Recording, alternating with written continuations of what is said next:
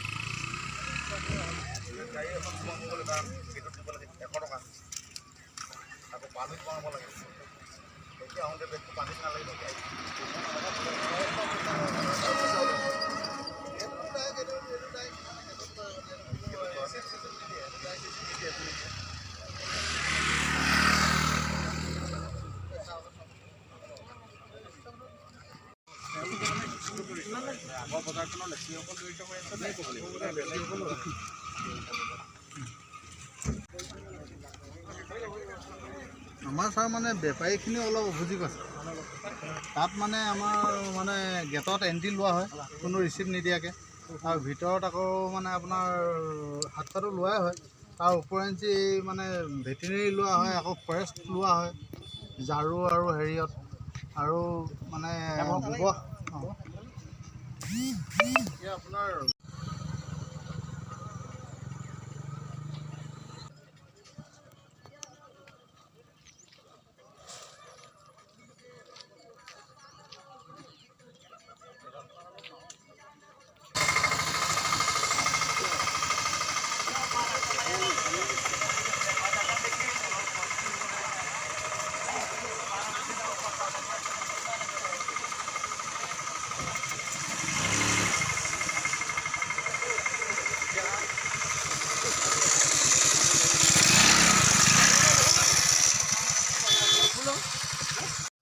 হয় অসম অৰুণাচল সীমান্তত আচলতে আজি পূৰ্বৰ পৰাই আচলতে বহু দিনৰ এখন ইতিহাস প্ৰসিদ্ধ এখন বজাৰ হাট ইয়াতে অনুষ্ঠিত হয়।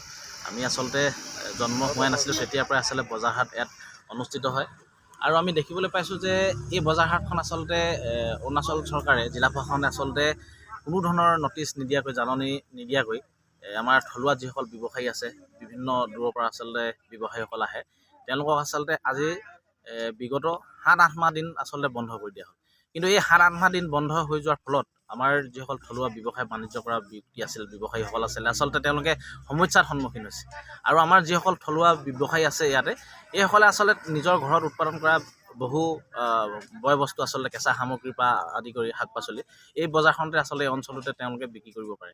গতিকে তেওঁলোকে আচলতে সমস্যাত পৰিছে। কিন্তু এই সমস্যাত পৰাৰ লগে লগে আমাৰ এই অঞ্চলৰে সচেতন যুৱক কেইজনমানে আচলতে তেওঁলোকে চিন্তা চৰ্চা কৰিলে আৰু চিন্তা চৰ্চা কৰাৰ ফলত চৰাইদেউ জিলা প্ৰশাসনৰ পৰা আচলতে এটা অনুমতি লৈ আচলতে ইয়াতে এখন বজাৰ হাট তেওঁলোকে স্থাপন কৰিবৰ কাৰণে চিন্তা চৰ্চা কৰিলে।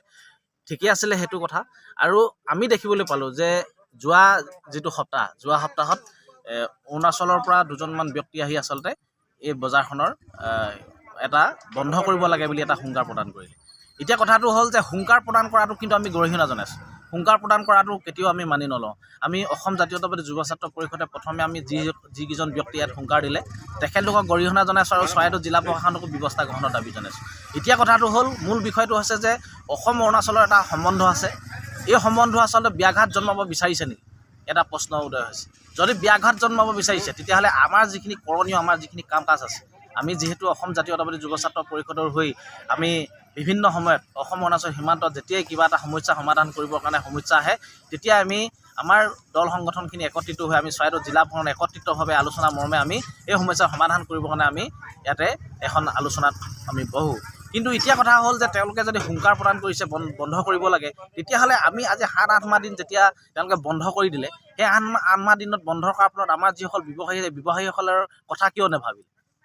কিন্তু আমাৰ এই যিকেইজন সচেতন ব্যক্তিয়ে তেওঁলোকে যে চিন্তা চৰ্চা কৰিলে যে এই ব্যৱসায়ীসকলৰ কাৰণে চিন্তা চৰ্চা কৰি ইয়াতে এখন বজাৰ হাট মানে সৃষ্টি কৰিছে। গতিকে এইটো এটা আদৰণীয় পদক্ষেপ আৰু চৰাইদেউ জিলা প্ৰশাসন আমি ধন্যবাদ জনাইছোঁ। জিলা প্ৰশাসনে এইটো এটা অনুমতি সাপেক্ষে তেওঁলোকে এটা আমাক এই ব্যক্তিকেইজনক আচলতে তেওঁলোকে অনুমতি প্ৰদান কৰিলে। এতিয়া কথা হ'ল আমাৰ আহ্বান যে এই বজাৰ হাটখন যিহেতু সৃষ্টি হ'ল, ইয়াতে অনুষ্ঠিত হ'ল, গতিকে বজাৰ হাটখন বহিবই লাগিব।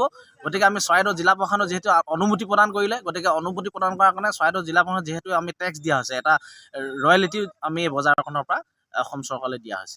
এতিয়া কথাটো হ'ল অসম চৰকাৰ আৰু অৰুণাচল চৰকাৰৰ মাজত চৰাইদেউ জিলা প্ৰশাসন, অৰুণাচল জিলা প্ৰশাসনে তেওঁলোকে আলোচনাৰ মৰ্মে এই বজাৰখন সুন্দৰভাৱে মানে অনুষ্ঠিত কৰিবৰ কাৰণে তেওঁলোকে ব্যৱস্থা গ্ৰহণৰ আমি দাবী জনাইছোঁ। আৰু যদি ধৰক কোনো ধৰণৰ ব্যৱস্থা নকৰে, তেতিয়াহ'লে কিন্তু আমি অসম জাতীয়তাবাদী যুৱ ছাত্ৰ পৰিষদে মনে মনে বহি নাথাকোঁ। কাৰণ আমাৰ যিসকল থলুৱা ব্যৱসায় বাণিজ্য কৰা লোক আছে, এইসকলৰ চিন্তা চৰ্চাত আমি সদায় আচলতে উন্নয়নৰ স্বাৰ্থতে আমি কাম কৰোঁ। ক'ৰবাত যদি সমস্যা দেখা পাইছোঁ, আমি সদায় সন্মুখত আমি মান মাতিবলৈ যাওঁ। গতিকে এই ব্যৱসায়ীসকলৰ স্বাৰ্থত আমি কিন্তু পথ অৱৰোধৰ কাৰ্যসূচী, অৰ্থনৈতিক অৱৰোধৰ কাৰ্যসূচী গ্ৰহণ কৰিবলৈ বাধ্য হ'ম, কাৰণ তেওঁলোকে যদি কোনো ব্যৱস্থা নকৰে। গতিকে চৰাইদেউ জিলা প্ৰশাসনে ইতিমধ্যেই তেওঁলোকৰ লগত কথা আলোচনা কৰিছে যেন এটা অনুভৱ হয়।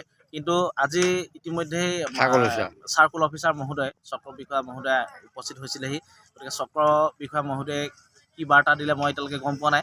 মই আশা ৰাখিছোঁ যে তেখেতলোকে যিহেতু আমাক অনুমতিয়ে দিলে, গতিকে অতি শীঘ্ৰেই অৰুণাচল জিলা প্ৰশাসন আৰু আমাৰ চৰাইদেউ জিলা প্ৰশাসন এটা আলোচনা হ'ব। আলোচনাৰ মৰ্মে এই সমস্যাটো সমাধান কৰিবৰ কাৰণে আমি অসম জাতীয়তাবাদী যুৱ ছাত্ৰ পৰিষদৰ হৈ সংবাদ মাধ্যমৰ জৰিয়তে আমি আহ্বান জনাইছোঁ।